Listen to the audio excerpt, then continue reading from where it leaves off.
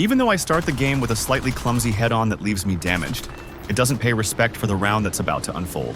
I take a little distance from the pair of Ki-84s before turning back, as I really don't want to get into a slow speed fight yet.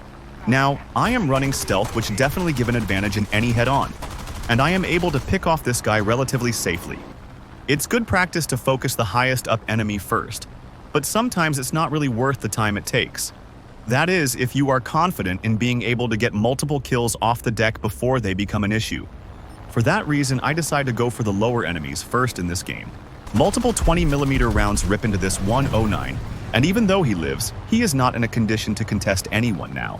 I have a good bit of speed and reset vertically to boom again. I'd really like to get rid of the yak, but the stalling LA9 is too close to pass. After dispatching him, I use the raw power output of the F8F to my advantage, to pressure the somewhat occupied enemies slightly above me. This KI dodges the pass, but I am too close for him to run, and the M3s make short work of his tail spars.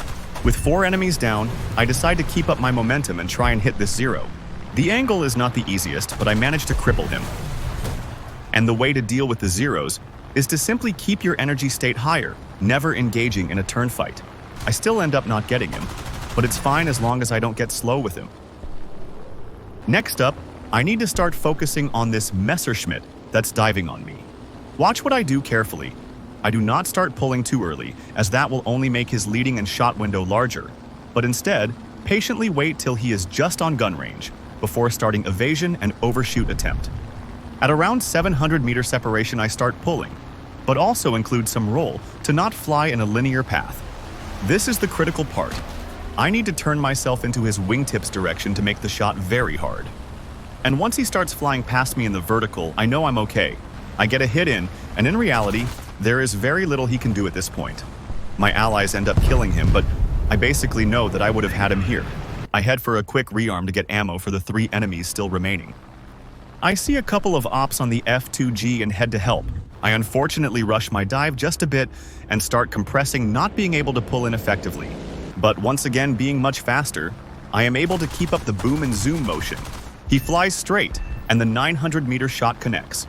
I break off to avoid AAA and find another enemy behind me.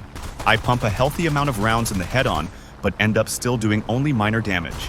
The only reason I start to turn here is because I see the ally coming right in, and know that I can probably set the enemy up for him. He misses, but that still secures me some position. He dodges the head-on, but I have no time to waste with another one coming in. Getting the 6th kill, I turn right back. The KI is still turning, and I am able to finish him off and secure the game with 7 kills and 2 assists.